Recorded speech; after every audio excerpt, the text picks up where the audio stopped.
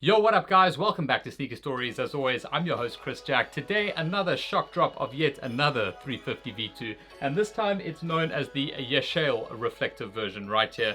I wasn't going for the shoe. It's probably the ugliest Yeezy ever released in my opinion, but I picked one up anyway via Cape Kicks. Thanks for the hookup on this pair just to show you guys here today. So without further ado, let's check them out.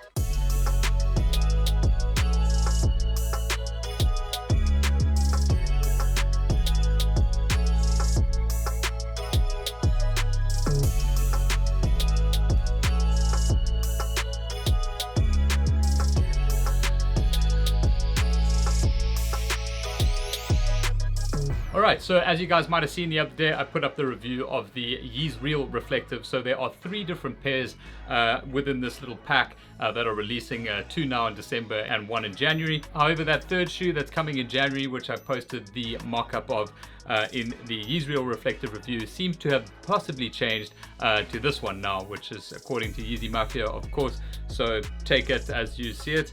But this one is definitely my least favorite from all 3 of them that have come out. To me, it's just, I don't know, it's a personal thing. It's not a color that I'm gonna wear. I just think that they look horrifically fake. But that's just my opinion. Obviously, different strokes for different folks for this pair. And ironically, my wife, who generally hates Yeezys, was quite into this one. So yeah, there's that.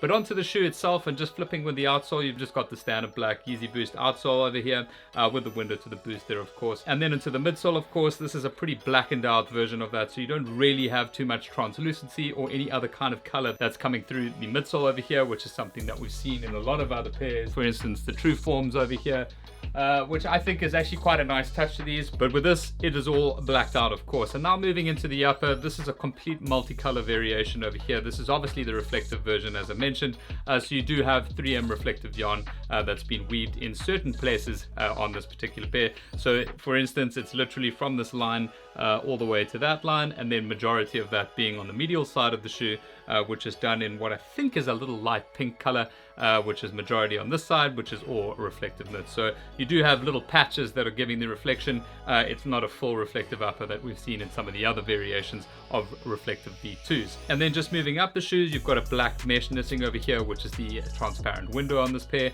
And then into the coloration in the top, it's almost a purpley lilac kind of color. Some people say it's a bit blue. I reckon I'm a little bit colorblind at best.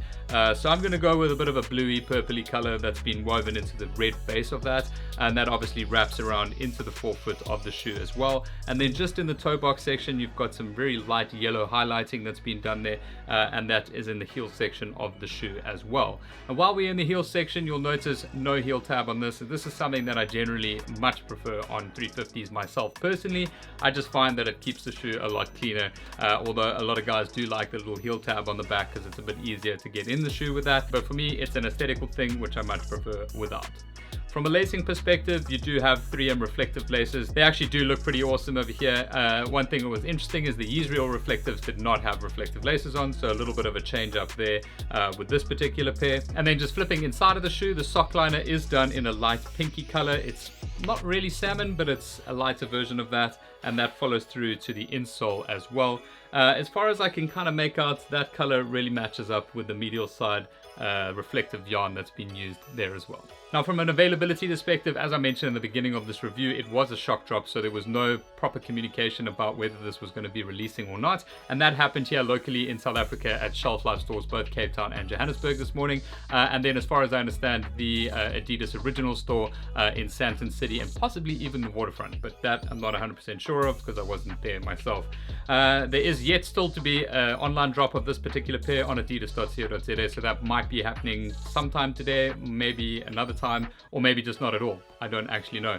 But there might still be an opportunity for you to get your hands on a pair if you didn't get lucky this morning. From a price perspective, these dropped at 3,499 Rand. This particular pair came from Shelf Life. There have also been some discrepancies with pricing on reflectives, as the previous reflective that dropped online at adidas.co.za was listed at 500 Rand more, 4,000 Rand. So I don't know what that was. But I have seen reflectives in the past releasing via Adidas at 4,000 Rand.